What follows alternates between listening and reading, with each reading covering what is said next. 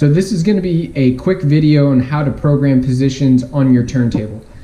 This video assumes that you've built the turntable, you've built the control box, you've built the controller, you've tested everything, you've already run all of the calibration steps, and you're ready to do the final programming and then get to using it. So whenever you program in your turntable controller, it is going to give you a splash screen, and then after that it's going to start homing. And you got to make sure that whenever it homes, it goes counterclockwise. After it hits its home position, it's going to move clockwise 10 steps, and then you're good to go.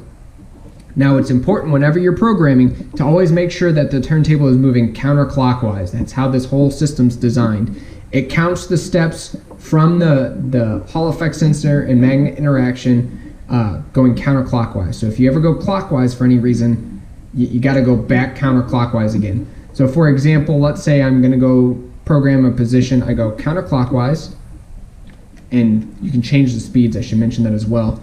I'm assuming you get your travel and your jog speeds figured out. So you move your travel speed this direction. Now let's say, for example, I want to program, I run past my program position. Let's say I want to program a track to be right here, but I forget to hit the program button and I go past it. You cannot go back counterclockwise and program it that way. It's not going to work. Your program's going to be off. You need to move completely counterclockwise all the way to program it.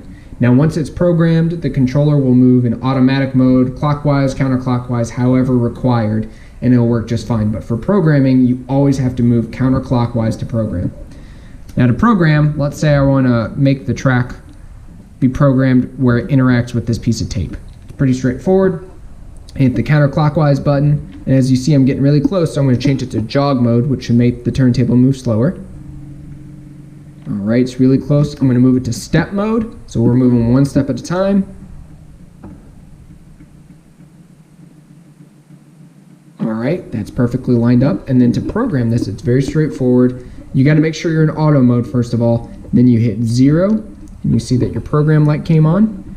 And then you hit whatever position you want to save. And this saves all the locations and what I'm referring to as the head position, right? Says program complete, and now it's saved in short-term memory. Now this controller doesn't know the difference between head and tail on your turntable. It doesn't know anything like that. That head or tail identification right there, that's really just for your benefit. So if you program 9 positions where the head's supposed to be and 9 positions where the tail's supposed to be, that'll work perfect. But for example, let's say you want the head to be at maybe 12 different positions on the turntable and the tail only needs to be at 6.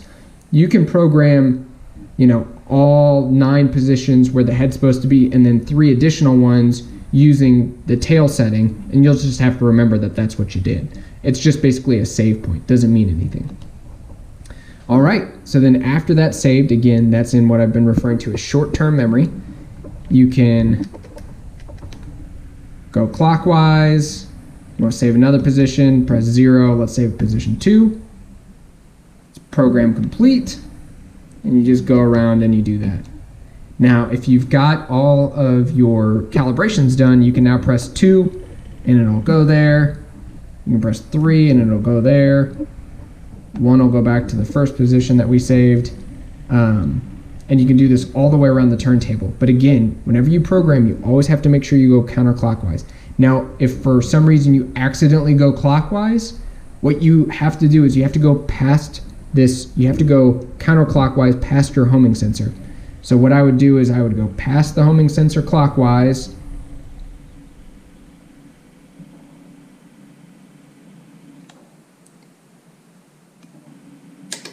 alright, and then I will go counterclockwise from there. So that resets your 0 position, and that's really critical for whenever you're programming the tracks. Now if you want to save these, so like I've been referring to, this is short-term memory. So if I were to unplug this and plug it back in, all of the positions that we just programmed would have been lost. Completely gone.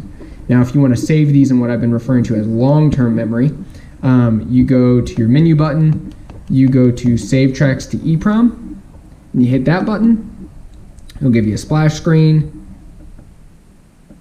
Save complete. Now all of those are saved in what I've been referring to as long-term memory. So if you unplug your controller, plug it back in, it boots up, it has all of those positions already saved.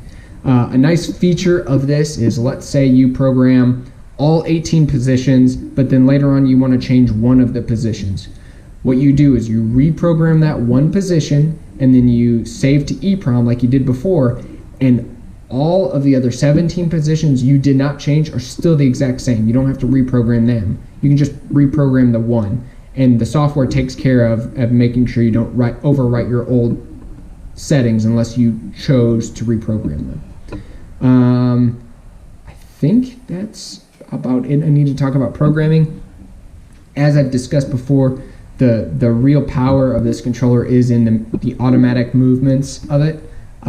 Something you really need to be aware of is if you, for some reason, change the location of the magnet underneath the turntable, or you change the location of the Hall effect sensor, or you accidentally tweak the Hall effect sensor's interaction with the magnet, you need to redo all of your calibration steps again, and you need to redo all of your save position states again because they'll be wrong.